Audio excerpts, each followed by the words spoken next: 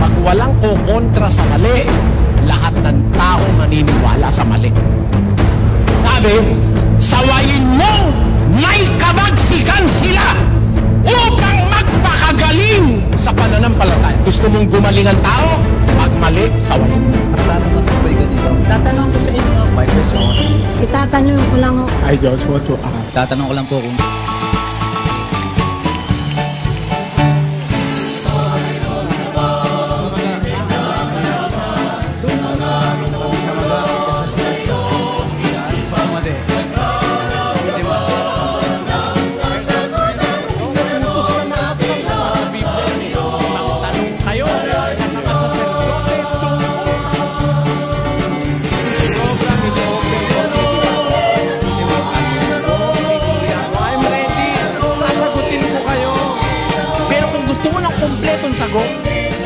itanong mo. May sagot ang Biblia. Nakasulat kumpleto, walang bawat, walang labis, walang kulang. Kaya ang sabi ng mga apostol, matuto kayo sa amin, huwag hihigit sa bagay na nasusulat.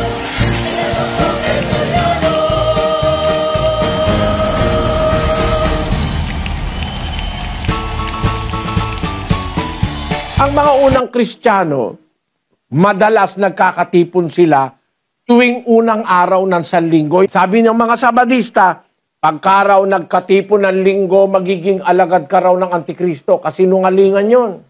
Basahin na natin. Alam nyo, hindi pang aatake ito eh. Ito pagbubunyag sa inyo nung aral ni Kristo. Pinagkukumpara natin yung nasa Biblia at yung itinuturo ng iba't ibang iglesia. Ang sabi ng Sabadista sa kanilang libro, Sis Luz, ito po ang sabi ng Seventh-day Adventist sa kanilang librong Seventh-day Adventist Believe, page 167. When this issue is clearly brought before the world, those who reject God's memorial of creatorship, the Bible Sabbath, choosing to worship and honor Sunday in the full knowledge that it is not God's appointed day of worship, will receive the mark of the beast. Sabi ni Ellen G. White, yung kanilang leader na babae sa Iglesia Adventista del Septimo Dia, pagka ikaw daw po ay sumambas sa araw ng linggo at hindi Sabado, ikaw daw po ay lalagyan ng marka noong beast, mark of the beast, o yung tanda ng Antikristo. No? Eh yung mga unang Kristiyano, sumasamba ng linggo eh. Nagkakatipon ng linggo. Mga unang Kristiyano, ulitin natin kapatid na Daniel, yung 27 ng gawa. At ng unang araw ng sanglinggo, nang kami nangagkakapisan. Kita nyo? Nagkakapisan sila first day of the week, hindi Sabado. Kasi pampitong araw ang Sabado, 7th day, ang first day of the week, linggo. Nagkakatipon sila linggo. At pati nga ang abuluyan nila, linggo rin. Pag nag-aabuluyan sila, kinukolekta yung abuluyan ng mga kapatid para sa pagpapalaganap ng salita ng Diyos. Linggo rin yon, unang araw din. 16:1 hanggang 2 ng unang Korinto. Ngayon, tungkol sa koleksyon sa mga banal, ay gawin din naman ninyong gaya ng iniutos ko sa mga iglesia ng Galacia. Tuwing unang araw ng sanglinggo, ang bawat isa sa inyo ay magbukod na magsimpan. Ayun. Tuwing unang araw ng sanlinggo ang koleksyon.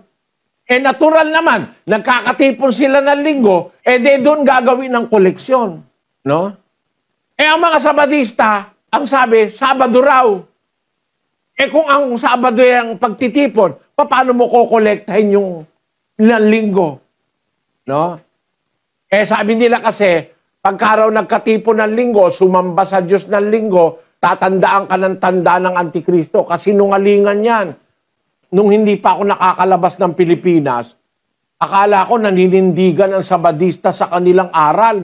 Nung mapunta po ako rito sa Brazil, abay, natuklasan ko rito sa Brazil, eh, meron pala silang pagkakatipon ng linggo. O, pakita mo yan, kapatid. Oh. Ito po ang kapilya nila doon sa Poços de Caldas. Ang nakalagay, Seventh-day Adventist Church. Iglesia Adventista do Sétimo Dia. Yan. Yan ang kapilya nila dito. Sa Poços de Caldas, sa Minas Gerais, Brazil. Tingnan natin yung kanilang araw ng pagkakatipon. Sabi nila, ito, Novo Tempo. Horarios di culto. Mga oras ng pagkakatipon. Sabado, alas 9 ng umaga. Kulto Joven, o pagkakatipon ng kabataan, 17 oras, alas 5 ng hapon yon. Domingo, 19:30 ora. Kita mo? Nagkakatipon din sila ng Domingo rito. Niloloko tayong mga Pilipino dyan na pagkaraw nagkatipon ng linggo, mamarkahan ka ng marka ng Antikristo. Itong mga Sabadistang ito, nakukonsensya nyo, dito pala naman niloloko nyo rin. Bakit? Kasi sa Pilipinas, bawal sumamba ng linggo. Ba't dito pinapasamba nyo ng linggo? Kabi-kabi lang panluloko yan. Yan ang ibig kong sabihin, mga kapatid. Ang nasa Biblia, magkakatipon ng mga Kristiyano nung araw, gaya ni Apostol Pablo, nangaral siya hanggang hating gabi, nagkatipon sila unang araw ng Sanlinggo, Sunday. Yung mga apostol din, pagkapanik sa langit ni Kristo, nagkakatipon din sila Sunday, yung mga apostol Basahin natin ang 20:19 ng Juan. Nang kinahapunan nga ng araw na yaon, na unang araw ng sanglinggo, at nang nangapipinid ang mga pintong kinaroroonan ng mga alagad, dahil sa katakutan sa mga Hudyo, ay dumating si Jesus at tumayo sa gitna, at sa kanila'y sinabi, kapayapaan ang sumainyo. Yung mga apostol, nagkakatipon ng unang araw ng Sanlinggo, nung hapon ng linggo, dumating si Kristo. Ang sabi sa kanila, kapayapaan ang sumainyo. Peace be with you. Hindi sinabi ni Kristo, hoy, ba't kayo nakakatipon ng linggo? Kayo magiging Antikristo. Walang ganun. Sabi niya nga peace be with you. O sino ngayon ang Sabadista dyan? Hindi tayo magkaaway. Kapatid, naniniwala ka kay Kristo, naniniwala ako. Dapat magkaisa tayo. Kaya yung aral na yan ng Sabadista, Sabado raw, hindi po. Pwede rin magkatipon kahit anong araw. Hindi naman binabawal ng Diyos na magkatipon ng kahit anong araw 2:46, pakinggan nyo. At araw-araw silang nagsisipanatiling matibay sa pagkakaisa sa templo at sa pagpuputol-putol ng tinapay sa bahay-bahay, at nagsisikain sila ng kanilang pagkain na may galak at may katapatan ng puso, na nangagpupuri sa Diyos at nangagtatamo ng paglingap ng buong bayan, at idinaragdag sa kanila ng Panginoon araw-araw yaong nangaliligtas. Makita nyo? Yung mga unang Kristiyano, araw-araw sila'y nagsisipanatiling matibay sa pagkakaisa sa templo. Nagkakatipon sila araw-araw. Ano ba ibig sabihin ng araw-araw? Lunes, Martes, Merkules, Huwebes, Biyernes, Sabado, Puwera, Linggo? Ganun ba yon? Kaya yung sinabi ni Ellen G. White na nagpundar ng Sabadista, nagtayo ng Sabadista, kasinungalingan na pag sumamba ka raw ng araw ng Linggo, tatandaan ka ng tanda ng Antikristo o ng beast, mark of the beast. Maling aral yan. Sinong tututol dyan? Nasa libro nyo yan. Nasa Biblia, araw-araw nga yung mga unang Kristiyano nagkakatipon Pag sinabing araw-araw, lahat ng araw yon kasama. Hindi naman yung ipupwera mo linggo. At yung mga unang Kristiyano, mga apostol, nagkatipon ng linggo. Tapos, yung mga apostol at saka yung sila San Pablo at yung mga kapatid sa Jerusalem, nagkatipon ng linggo. Maraming mga instansya sa Biblia, nagkakatipon sila araw ng linggo. At maski araw-araw, pag kinakailangan silang magkatipon. Kaya ngayon, sa atin mga kapatid, meron tayong pagkakatipon, regular po ito. Kahit na anumang araw, pwede naman tayo magkatipon ayon sa Biblia. Pwede po kahit anong araw. Kaya lang, conforme sa lugar, kagaya sa Middle East, doon po sa Saudi Arabia. Doon po, Ang linggo, araw ng trabaho. Sabado, araw ng trabaho.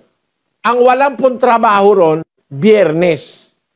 Kaya yung mga kapatid natin doon, nagkakatipon Biyernes. No? Yung mga kapatid natin sa iba-ibang lugar, nagkakatipon sila sa oras na pupwede at sa araw na pupwede. Pero utos po ay pagkakatipon. Ang pagkakatipon, pwede mong gawin sa umaga, sa hapon. Kagaya nung sinabi ni Juan, yung mga apostol nagkatipon hapon ng linggo. Yun namang si Pablo naman, nagkatipon sila unang araw sa linggo, inaabot ng hating gabi.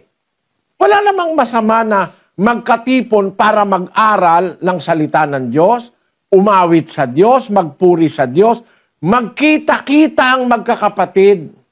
At ang pinakamahalaga na ginagawa natin pag nagkakatipon tayo mga kapatid, ganito. Ito po ang tatandaan nyo, ang pinakamahalaga sa lahat para sa atin, 7:14 ng ikalawang kronika. Kung ang aking bayan na tinatawag sa pamamagitan ng aking pangalan ay magpakumbaba at dumalangin at hanapin ang aking mukha at talikuran ang kanilang masamang mga lakad, akin ngang didinggin sa langit at ipatatawad ko ang kanilang kasalanan at pagagalingin ko ang kanilang lupain. Ayan, pangako po ito ng Diyos na hindi nagsisinungaling. Pagka ang bayan ko ika na tinatawag sa aking pangalan, kaya nga iglesia ng Diyos no? Bayan ng Diyos tinatawag sa kanyang pangalan. Pag magpapakumbaba, dadalangin, hahanapin ang aking mukha, tatalikod sa kanilang masamang mga lakad, akin ngang didinggin sa langit. Ipapatawad ko ang kanilang kasalanan, pagagalingin ko ang kanilang lupain. Kita nyo mga kapatid, ang benepisyo o ang pakinabang sa pagkakatipon.